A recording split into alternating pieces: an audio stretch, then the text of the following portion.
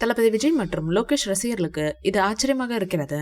ஏனெனில் லோகேஷின் சினிமா உலகில் தளபதி விஜயின் லியோதாஸின் தலைவிதி ஆபத்தில் உள்ளது. நடிகர் படங்களில் இருந்து ஓய்வு பெறுவதாக அறிவித்துள்ளதால் தளபதி விஜய் எப்படியாவது லியோ 2வை பச்சையாக காட்ட வேண்டும் என்று லோகேஷ் விரும்புவார் என்று கருதுவது மிகவும் இயல்பானது.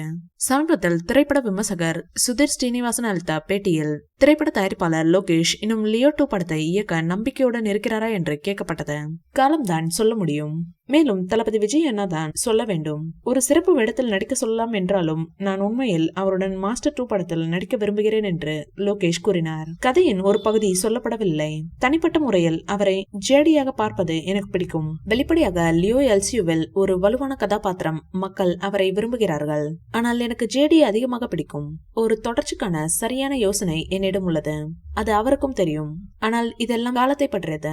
இப்போது அவர் மனதில் வேற ஏதாவது ஒன்று சாதிக்க வேண்டும் என்று லோகேஷ் மேலும் கூறினார்.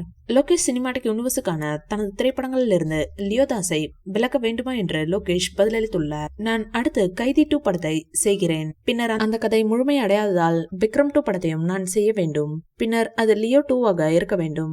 ரோலெக்ஸ் ஒரு தனித்த படம். அதற்கான யோசனை எனக்கு உள்ளது.